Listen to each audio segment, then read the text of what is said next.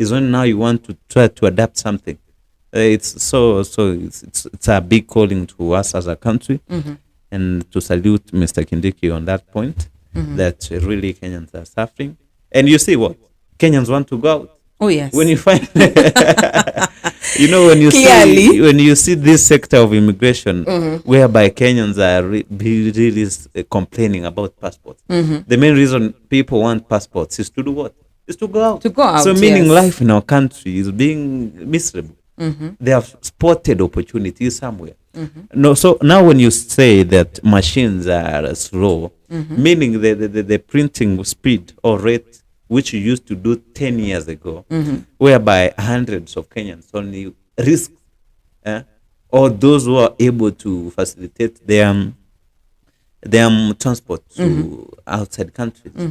So when you find a situation now that in 21st century, we're having many countries open to receive workers from Kenya. We have people traveling to Canada to work. Actually, 90% of Kenyans now I'm seeing going outside. They went to work. Oh, yes. The nurses over the other day went to Britain to work.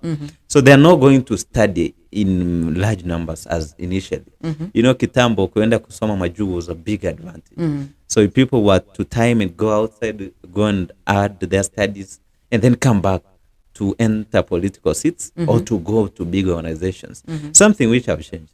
For sure, education quality, like you can obtain the same quality of university here in Kenya online or in a different university here in Kenya. Most definitely. And you get the same skills or even much better. Now the main reason that has changed here now, opportunities are being found somewhere. There are opportunities in Gulf. There are opportunities in Arabian countries. There are opportunities in Middle East. We have opportunities in America, both North and South. So Kenyans are going out for different activities. We have Kenyans going out for tourism activities. We have Kenyans who are going out for sporting, others for leisure. Now, when you have all these ones who must pass through your office of immigration, and then now you must change the method you use to have these passports being printed out. So if you cannot be able to purchase the modern, in as much they are being expensive. But again, these Kenyans must pay revenue. You don't get passports for free. Passports are being paid for. Almost definitely, yes. You pay for them. You pay for them. Yeah. So this money that you're being paid, you should budget for having a new machine. And again, now that you say they are too expensive, now lease from the private sector that has. And again, private sectors take their businesses more serious than even the public. So you can find their private sectors. Let me tell you, if the immigration services were to be given down to private sectors, I would be sure that only a few Kenyans would be suffering because maybe to affordability. Most definitely, yes. It could be due to affordability, not to other issues like they are delaying or corruption. It could be only for affordability. They will be for limited people. The private sector is always in business. They want profits. Definitely. So for you to get profits, you must raise the amount to cater for the provision. So you go and purchase that machine. It's very expensive. How do you make a profit from it? So you raise the amount for that passport. But again, now, why many people go for the public services is they tend to be affordable. For now, a 32-page passport goes around 4,500. Yeah. In less than 3, it's a period of 1 month. You should be getting it. But it goes now even to a year to some because of the printing speed. So that's now bringing us to this picture now that the government through the CS has identified that here in Nyayo House, where they are the main office for immigration, there's corruption. Now we are tackling this corruption by first arresting the suspects. The suspects will give us more suspects. And when we arrest them and take them to court, they're going to be punished. And when they have heavy punishment in that office, corruption cases are going to reduce. Again, for a period of time, or they end, depending how the measures will be taken.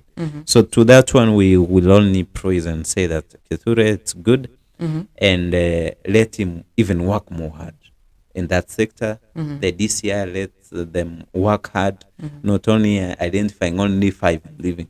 You know, we have a scenario whereby you want to tell us that you're working, only arrest 5 officers. There's an office in Mombasa, there's an office in Kisumu, there's one in KISII. You cannot tell me that it's only 5 in that ministry who are corrupt. No. So we will have this. And again, I saw KRA coming up with a new structure of even taking more than 2,000 new trainees, training them and how to go and search for taxes in the village. Why does the immigration office, again, if you have this amount of number, bring new internship students to your offices, train them how these things should be done, give them more time, give them machines, so that they can help you and remove this backlog that you are experiencing. It's so shameful that as a country we can lag back in this sector of immigration. Yeah. But then just a question, but you also ask yourself, if you're to bring in the interns or people for attachment, Yeah. how do they get there? Because also, you know how you get into the system. You know, for every government, for any department, there are qualifications that are needed for internship. There are internships which are not paid, which ask even those who are still in school to continue going there. But again, we have paid internship.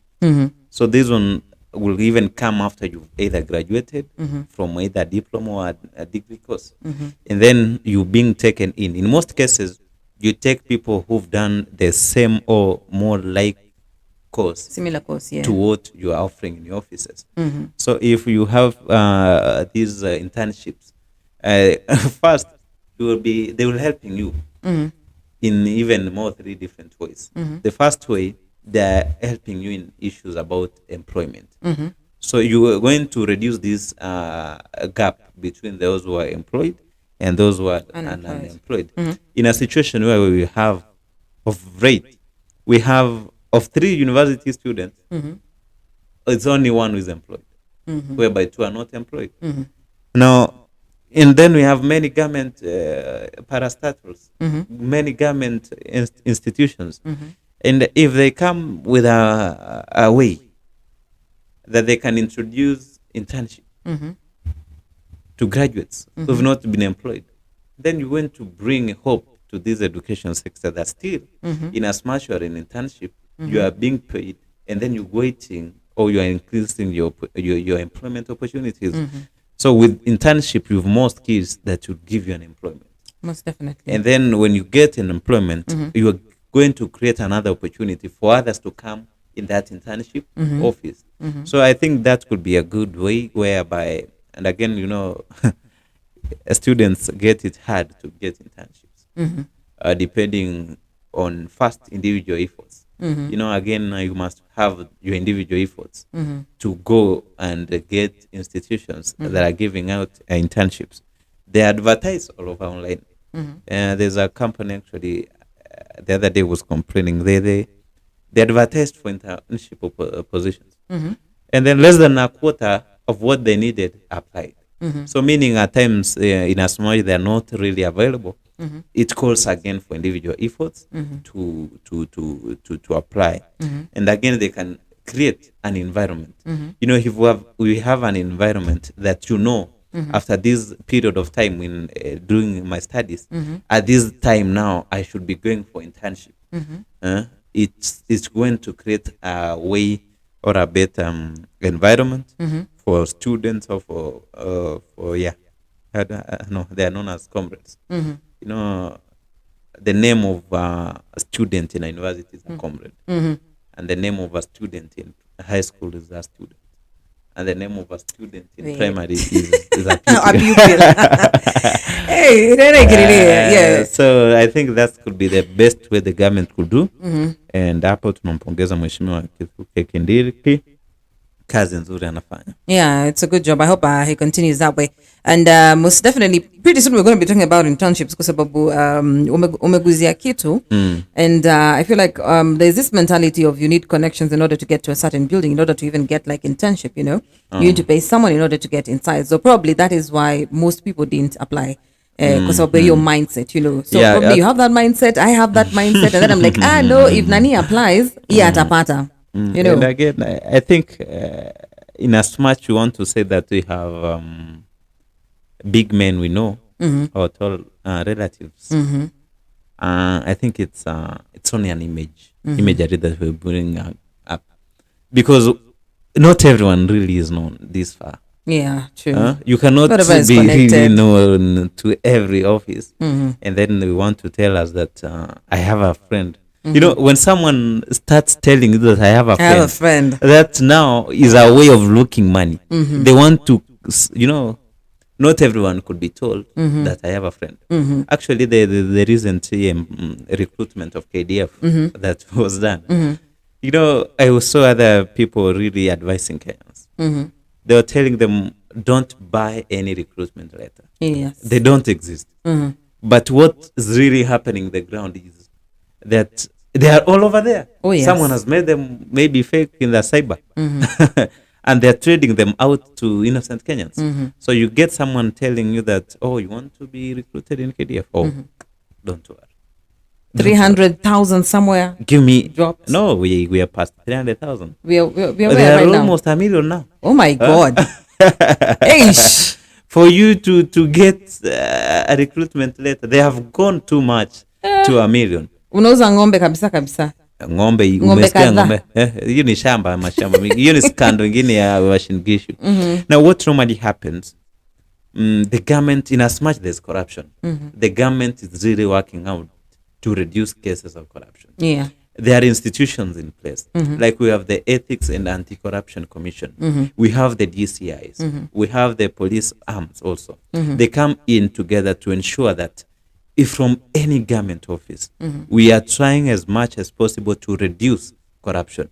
We don't want to have a scenario whereby there's a loophole and people are really taking advantage of Kenyans. So when you always hear someone telling you, I know someone, so he or she knows of someone, and then at the end of the day, they want your money. Oh, yes. So if someone, and again, if you have to pay up to $1 million for you to recruit it in KDF, how much do you earn per month? So it was going also to take you a lot of period. Yeah, to recover the money amount that you really gave out. Yes. And in that period, you never know what will happen again. You know, it will be even more worse if you don't get that recruitment. Now, have this scenario. You know for someone, or you as an individual, you've paid $1 million to get a fake recruitment letter. So you go in to represent it to recruitment office. They found it fake. They know. Yeah, they know. Fake. Yes. They always know. Wanajua hii ilitoka hivi na hii ndio original.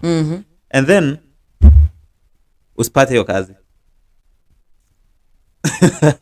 With this economy as a country, you don't get that job or that employment. What happens here is you are now bringing to the health sector another big problem of depression. People are now going to be depressed. Oh, yes. Probably even commit suicide. People want to commit suicide. That's a lot of money. People have really went sourced for that money, and then they don't get what they really expected. So the health sector is going again to have a big problem. First, someone might faint and die instant.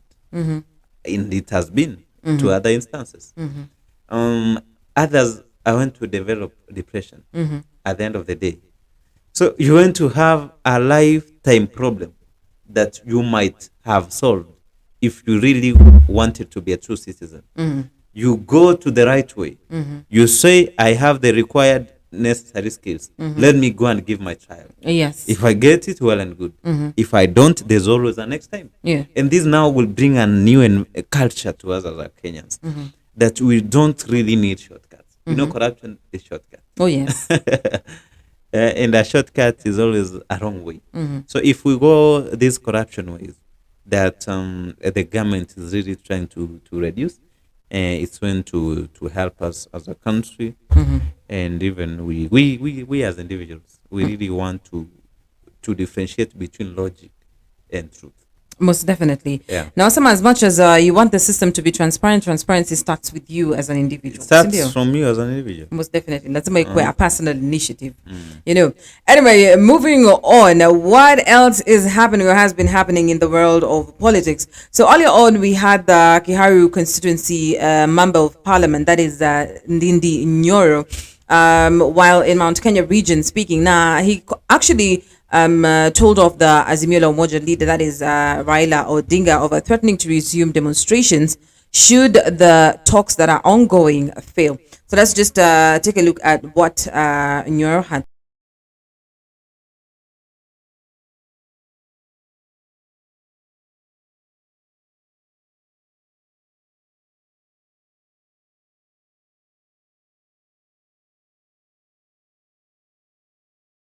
Hawa watu wanaongea kule, wanaweza ongea maneno yote, hata ya weather, kama kunanyesha waseme kunanyesha, waongee maneno yote, lakini ile maneno tunawaambia wasiikie hapo, kwa sababu hatutaitikia. Maneno ya vyeo, maneno ya sijui mkate nusu, maneno ya nusu mkeka, hakuna. We are not going to allow any more blackmail. We heard the other day the former the leader of opposition blackmailing Kenyans that they are going to go back to Maandamano and chaos if the ongoing talks do not yield whatever he is looking for. Mimi nataka nimweleze mchana, tunajua wewe hii maneno ya mazungumzo unataka mkate nusu, na hiyo mkate nusu, wacha nikwambie mapema, hakuna. Tunajua unataka handshake kwa hii maneno ya mazungumzo. Wacha nikwambie, nikiwa hapa Mount Kenya region, tumesema hakuna. Kwa hivyo kama unaandamana, wacha kutisha sisi. Wewe tokea kesho andamana. Lakini ukiandamana, wacha nikueleze kitu moja, nyinyi watu ya maandamano. Our President William Ruto, this is not a Serelak kid. Huyu ni mtu wa kulelewa mashinani kama sisi. Sio mtu ya kukula sausage ati akiwa mtoto, ati na mkate imewekwa bluebird. Huyu ni wa Gima na Gwashe na Doma, Murusik na Mukimo na Gojamatu. Na sisi marafiki wake ni hapo tu. So hawa watu ya maandamano, msifikiria mnatisha mtu yeyote kusema mnarudi kwa maandamano. Hakuna mtu ya kutisha. There is no one to blackmail in Kenya. Leave alone our president. Even us at the lower cadres, we have no room to accommodate blackmail. So if you want to go to the demonstrations, you can go. But as you go, wewe ujue, hakuna mtu tena ataharibu mali ya umma. Hakuna mtu ataharibu biashara za watu wa Kenya tena. Kama unaandamana, andamana hapo kwako nyumbani. Fanya tizi, urukaruke, urudi kwa nyumba. Lakini we are not going to allow any more blackmail. There will be no more chaos in Kenya. There will be no more destructive chaos and maandamano, because enough is enough. Na kwa hivyo wasikoje sana. Wacha vitisho. Wewe nyinyi watu ya maandamano na opposition, wacha ni vitisho. Mulitutisha mkiwa na serikali na kila kitu, na hawa wananchi wakakwama na sisi. We cannot let the Kenyan people down because of your blackmail. Maneno ya viongozi imekwisha, na sasa ile iko ni ya kufanyia wananchi wa Kenya kazi. Kazi ya barabara, kazi ya masomo, kazi ya maji. Hii ingine yote sahau and forget. Yeah, so that was a Kiharu constituency member of parliament, that is Ndindi NGUNYI, who was amesema vizuri, hakuna nusu mkate, hakuna hajasema vizuri. Na kwa mimi nasema vizuri. Hakuna handshake. Hajasema vizuri. Unajua hiyo maneno amesema yameuma mtu fulani. Definitely it was targeted to someone. Yameua mtu fulani. Kwa mtu hatakula leo. Sababu ndi ni Nyoro alisema hivi. Na mara mingi ni yao watu wa opposition. The same way mtu wa opposition akiongea. Mtu wa Kenya kwanza. Unajua kuna watu Kenyans who are very very loyal to politics. Oh yes. Lazima aende kwa news. Leo Channel 7 wameweka nini? Leo meuma nani? Leo baba alisema hivi, sawa, iko sawa. Inaweza kula. So that's what is happening really. So when you're saying that ameongea vizuri, wewe sema aliongea hivi. Kusema aliongea vizuri. Wewe sema alisema hivi, yes. Yes. You know. Because he's really been talking about what could probably happen, because of late tumesikia the possibility of if the talks don't work out the way we want it to work out, then we are going to go back to the streets. Wewe nimekuambia hapa kwa studio mara ngapi? Nimekuambia mara ngapi? Haya mazungumzo ya bipartisan. Nimekuambia hakuna kitu kilikuwa huko. Ni mbinu tu ya kumcheza mzee. Baba amechezwa hii. Serikali imetafuta mbinu ya kumfanya. Unajua sasa hivi amewekwa in a way that hawezi rudi kwa maandamano. Amefinywa ina kona so that imkalie ngumi kurudi kwa maandamano. Na akirudi kwa maandamano is an enemy to the people. You know they will be saying how? Tumemwita bipartisan. Tumemleta kwa serikali. Tumempea opportunity aingie kwa government, aende parliament. Alafu watu watamuingilia tena huko kwa ile meza. Baba hakusema mambo ya unga. Baba hakuleta mambo ya maendeleo ya Kenya. Alikuja peke yake. Na ukisikia mazungumzo kama hayo, you should be knowing that Ruto is a genius in politics. He really understands who Raila Amolo is. Anajua how to handle Mheshimiwa Raila Odinga. Mheshimiwa Raila Odinga si mtu you are went to dare. Is someone who want to see things. Don't sit in office and tell someone, you know, it's like I tell you, I'll beat you. And I continue doing my things. And again, I tell you, I can beat you. Which one can I do? If someone really comes and tells you, I can beat you, and someone says, I will beat you, now whom do you fear? I will. I can beat you. Of course, I will that person akona many chances of beating you. Yes. So when the government tells now Raila Odinga, just go to Maandamano, I cannot do nothing. And then someone's telling you, where Rudi kwa Maandamano, nitafanya kitu. Now this is the way now to bring this image to Mheshimiwa Raila Odinga, that first, your interests were not for Kenyans' lives. And again, it's good we are going to discuss the list of what's being discussed in that table. Yeah. So again, they will just bring this picture to Kenyans that what really Baba wanted is not a lives of Kenyans to improve. He wanted to benefit as an individual. So that's what Mheshimiwa NEWSCOP and of course William Ruto is telling Raila. He's telling him from a far distance that what you want really to push through the bipartisan talks is not going to work. And again, now that it's not going to work, now you have no option other than to accept what you are giving you or just go and demonstrate. That's what's said in a simpler language. It's either now you agree what we want to give you or just go and demonstrate. That's what they are trying to tell Mheshimiwa Raila. Yeah. And most definitely, you mentioned that there are some issues that are going to actually be talked about in the National Dialogue Committee that was officially given a heads up tomorrow and given 60 days to hold the talks. Now, warudishe a report to Parliament, you know.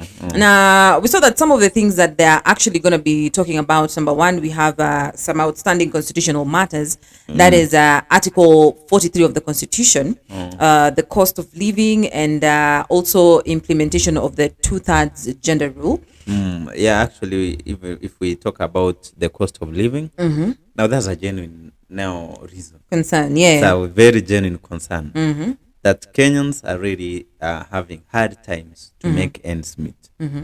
They're really struggling. Now, how can we do this? Now, as a bipartisan team, through the Parliament of Kenya, what we want to do? What do you think they want to do?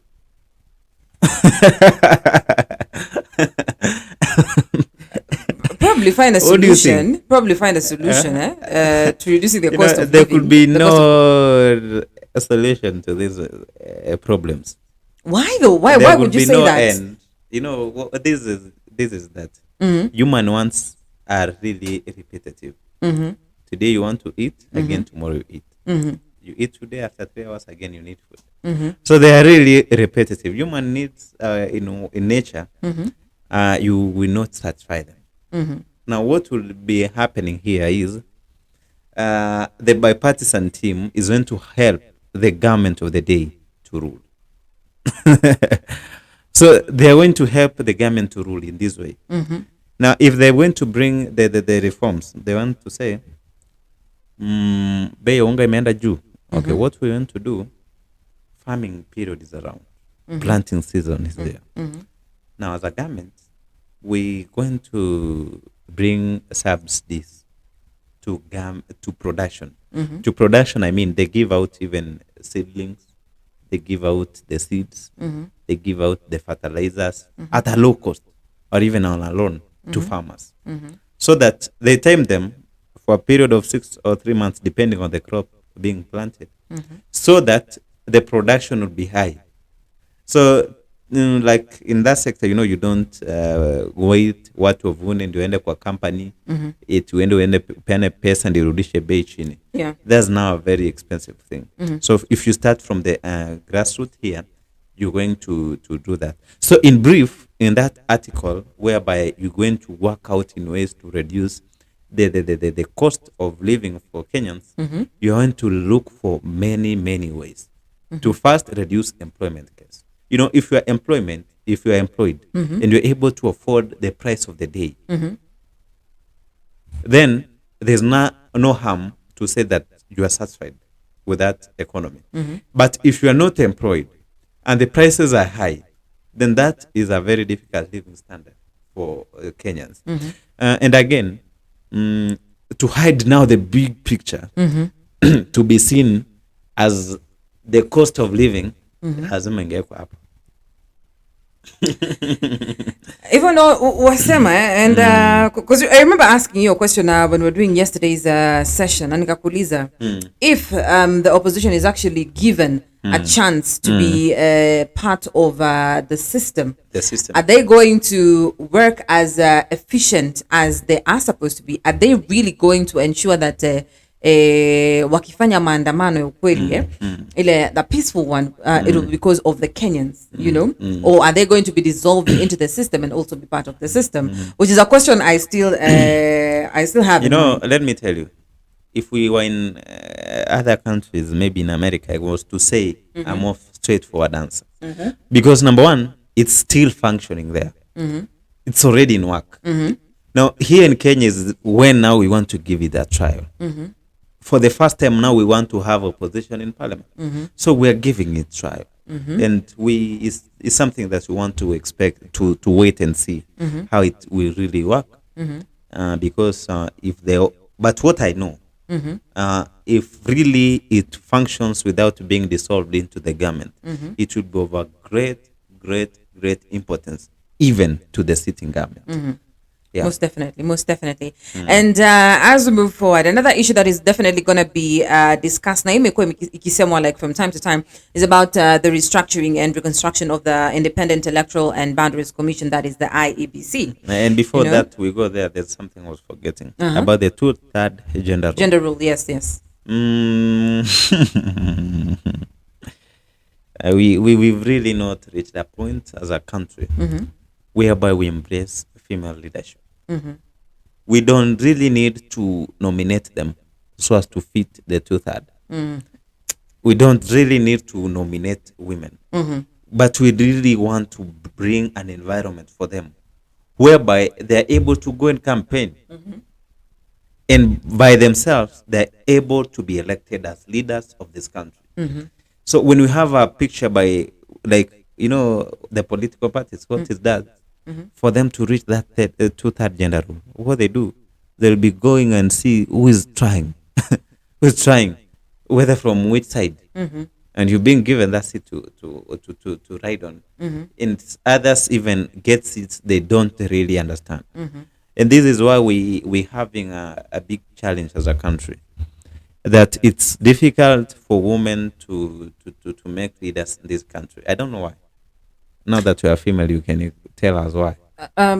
Probably people feel like females cannot lead in ways that men can lead. And this is just from picking statements from people wenye wanasema mwanamke hawezi ongoza nchi. That statement, I've had it a lot of times. I'm sure that you've also had it a lot of times. Why? Unless the people themselves tell us. Because I feel we have a lot of female leaders who are capable of actually leading different dockets. When you umesema without being nominated, but nomination and imekuwa the only way in which most females can actually Get into leadership. Get into leadership, because probably people don't trust that women can lead. Why don't you guys vote for women? Even if we have an election today, whereby only women go to vote for their preferred candidates, your fellow female cannot come to vote for you. Yeah. So hiyo mnafaa mjiangalie peke yenu. Tukae chini tujiangalie. Jiite mkutano, jiulize mbona mtaki. You know, one of the reasons the women rep seats was brought up by the constitution is not that they are really representing the whole picture as Kenyan, but they're being elected to represent marginalized group of women. So we really want to see it being implemented again. It's really stated in the constitution, but now what we want it to be is that how best can we improve it? Can we start a mentorship program for girls in schools? Can we facilitate them to come into politics? You know, politics is a very expensive thing. If you don't know, you need to brand out yourself. You need to transport yourself from one town to another. So there are logistics that you must use in as much you will not give people money to corrupt them. So you must get a company, get good designers to design your posters. You know, they will do that with a price. Oh, yes, definitely. So politics is an expensive game. So maybe it could be one of the reasons that, and again, women don't want to invest in where the chances for getting back are very low. So I think that third gender rule is something that should be considered. And again, you know, the constitution is very clear. If they realize that you don't have the two-third, you know what will happen? You go back to elections.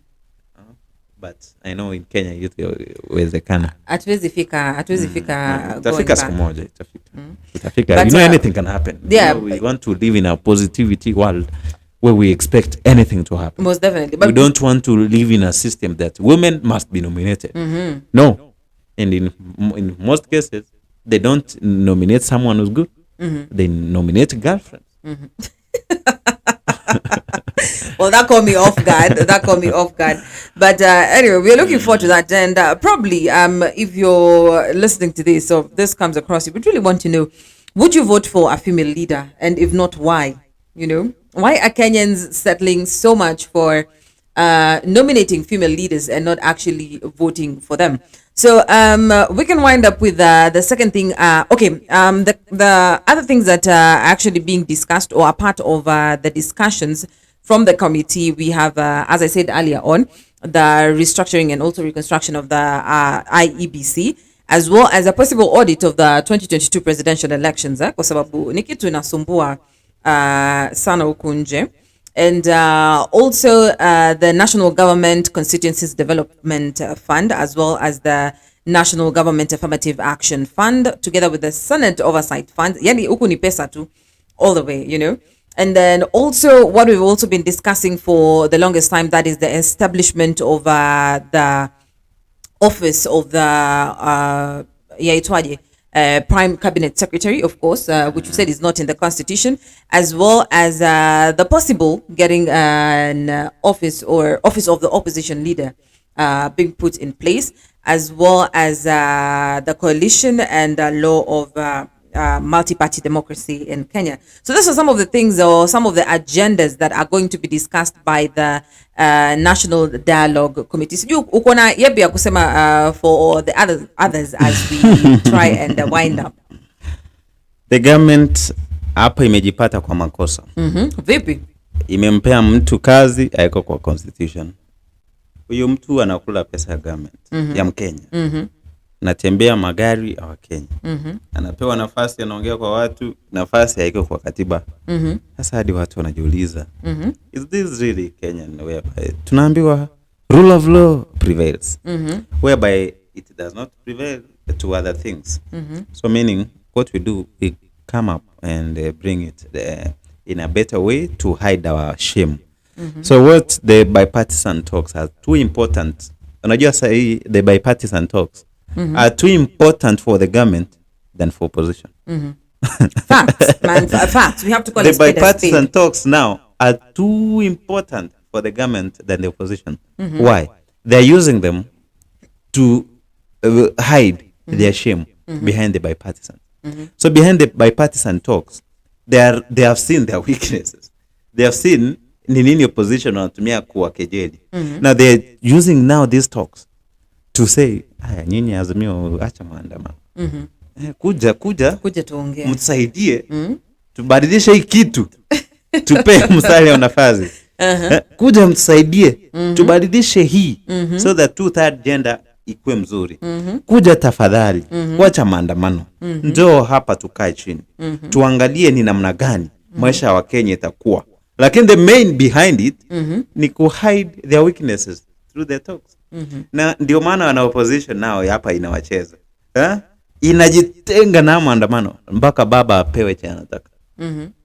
So the government is to me the bipartisan talks are even more important to Kenya Kwanza as a team than they are to a Kenyan or to opposition. And talking about IEBC, IEBC in that one, both parties can agree that we want to have a fair team that's leading election in our country, whereby it's ruled by the rule of law, clearly stated what to do, clearly stated not what to do, clearly stated kama servers zinafaa zifunguliwe ama no, and of which I know it's no. You know, usiseme kabla, you might be shocked. You said anything is possible in Kenya. No, it's possible, but again in terms of the service provider for an election cannot want to open their servers. You know, if they open their servers, then meaning they have no contact. I remember one of the point of discussion for servers to be opened is the terms and use agree on terms. How do we call that? Some of the terms and conditions that were there. The terms and conditions for them there that you cannot open a server. And then, but again, it can be opened depending with the rule of law. If it directs them to open, they can be open. So IEBC naomba hapo ifanywe marekebisho. Vipenge fulani vya IEBC vinafaa vibadilishwe sana. So that kila mtu baada ya uchaguzi unajua we've gone to an election. I lost an election genuinely. I won an election genuinely. Let me serve the Kenyans. I lost. Let me go and prepare again to come in a better way next time so that I can be voted in. You know, it's so bad when you go and campaign, you sell yourself to people, people have confidence in you, they wake up in the morning to vote for you, and then someone joyrides on your victory. That one is so bad, and that's why we really advocate for the reconstruction even of that IEBC so that we can have a new body that can be able to run and control election in our country. You know, again, even this system can make people to go to violence. Oh yes, very much. IEBC can inaweza changia watu waende wapigane. Because huyu alienda akakampeni vizuri. Huyu amepigiwa kura. Huyu hafai umpe ushindi, lakini unampea huyu. What do you want people to do? People want to demonstrate. And when they demonstrate, meaning they want to start violence. And this violence is going to extend in our country, and we're going to be in a bad situation. So if we bring and have a very good organized team of election team, we're going to move ahead as a country. Yeah, Most definitely. And we are looking forward to having definitely a peaceful country, peaceful talks. And even after the 2 months are over, we are still looking forward to having peace. What was Rudi kwenye streets? So probably we'll see the cost of living as Kenyans being addressed, and probable restructuring over the Independent Electoral and Boundaries Commission, among other issues that are going to be discussed by the committee. So tumefika kilele is mwanzo ama mwisho? Kilele ni mwisho. Aya, tumefika kilele ama upeo. Aya, tumefika upeo wa kipindi chetu cha leo, na we want to thank you so much for tuning in. Be sure to subscribe, of course, to our channels. Be sure to like our pages. That is at Kenya News Alert TV, pale YouTube, as well as Channel 7 News on Facebook and YouTube. And thank you so much, Emmanuel, for always enlightening us when it comes to matters politics, matters leadership. And from us to you, we are going to see you tomorrow again. Stay safe, be safe. Now, let's have a happy and healthy Kenya.